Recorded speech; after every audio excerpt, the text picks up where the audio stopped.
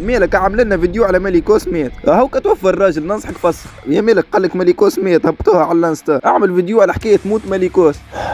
يا ربي يلا خويا عملوا بلي فيديو على ماليكوس بالله برمشي يدش بيك. ايش باهي. بعد هذا الكل قررت اني نمشي نشوف شنو هي الحكايه ونتبعوها من الاول. بعد ما لوشت شويه نلقى التصويره هذه هابطه في الانستغرام تاع مليكوس، مكتوب عليها ان لله وان اليه راجعون وحاطين عليها قران. دخلت الكومنتيرات نشوف بالرسمي ولا نلقى 99% من العباد يسبوا فيه وكعبتين ولا ثلاثه يترحموا عليه. انا قررت اني نثق في مليكوس ونمشي نشوف شنو هي سبب الموت، وهذا اللي لقيت.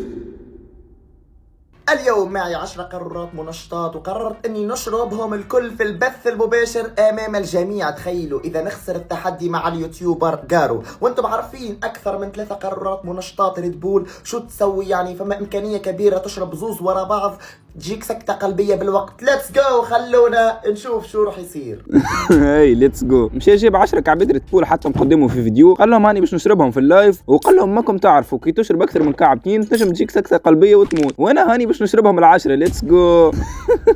واضح اللي هو مش قاعد يلمح على فازة هكا ولا باش يحسب روحه من بعد شي يموت. لا مش تعرف فازة الضوما مليكو. على فكرة أنا راو مستحيل أموت يا صديقي، شفتوا نشرب 20-30 ما نموتش، مستحيل نموت يا صاحبي، مستحيل، افهم، مستحيل نموت. يا سيدي هو قال لك أنا مستحيل نموت، يلدي واضح اللي هو مش قاعد يلمح لحتى فاز. بعد ما هبطت الفيديو هذا بوم، إن لله وإن إليه راجعون. ما كانتش متوقع الفازة جملة الحقيقة، ما توقعها حتى حد. وبداو يدوروا برشا فيديوهات على وفاة مليكوس خاصة في التيك توك. وتعرف شنو اللي بهتني؟ انك تدخل الكومنتيرات فما برشا عباد مصدقة بالله تفرج. مليكوس بذمة الله يرحمه ويغفر له يا رب العالمين، اللهم صل وسلم على نبينا محمد وعلى آله وصحبه أجمعين وسلم تسليما كثيرا.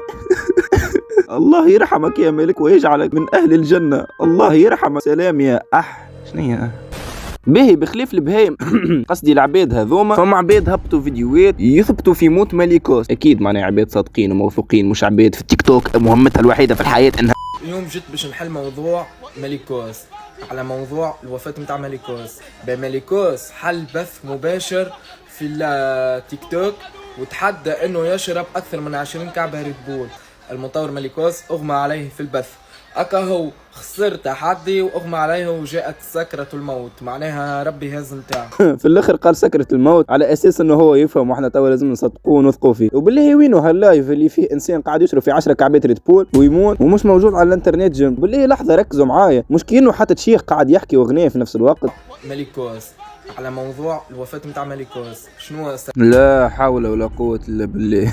ما فهمتش شنو الريمكس اللي حاب يعملوا. برجوليه يفك علينا من الفيديوهات تاع العباد اللي حكيوا على مليكوس، خاطر ظهر لي باش نبدا نسب بنات. بالله تفرج حتى مش باهي يشبهوا لبعضهم. ما فهمتش منين قاعدين يخرجوا منين قاعدين يجيوا هالعب. بعد الفيديوهات هذوما قعدت الحكايه كيك نهارين ولا 3، ما كان فما حد مصدق اللي مليكوس مات، واغلبيه العباد يسبوا فيه. كان كعبتين مصدقين اللي هو مات، وما نصورش اللي هما عباد طبيعيين الحقيقه.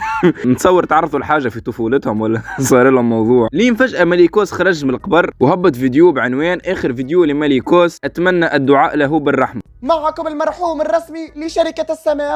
امزح معكم اليوم صاحبي يوم 28 نوفمبر يعني 2024. جيت نقول لكم الناس الكل انا راني في ذمة الله باش تقولوا لي كيفاش ميت وتتكلم. اول حاجة صاحبي هذا المقطع سجلته يعني اليوم، رسلته للمانجر نتاعي يحيى، قلت له يا صديقي المانجر يحيى، قلت له يا يحيى اذا نموت في حالة ما موت حقي يا صديقي، قلت له نزل هذا المقطع في قناتي. يعني في هذا المقطع حبيت نعتذر من المتابعين، كلكم عارفين انه انا يعني محتواي سيء شوية صاحبي. والله محتواك سيء برشا مش شوي. ليه انا راني الحقيقه كنت متاثر بالفيديو نتاعك وكنت مصدقك على الاخر، وكنتش ندخل الكومنتيرات نكتب لك ان لله وان اليه راجعون ان شاء الله في الجنه. لين دخلت شفت الديسكريبسيون تاع الفيديو، هذه الدنيا لا تداوم لاحد، اللي ما فما حد معاق غير مليكوس باش يكتب حاجه هاك، حتى كانك جايب مناجير على قدر فلوسك ما يكتب لكش هكاك تهان. بعد 3 ايام بالضبط من الفيديو هذا صارت حاجه مش متوقعه جمله. طلعوا شنو صار، مليكوس طلع حي. ما توقعها حتى حد الحكايه الزحف. اليوم ما صح رقعت وهبط فيديو قال العباد راني عملت هكاكا خاطر فما برشا عباد يسبوا فيا، ومشي في بالي كي باش نقول لهم راني موت باش ينقص السب.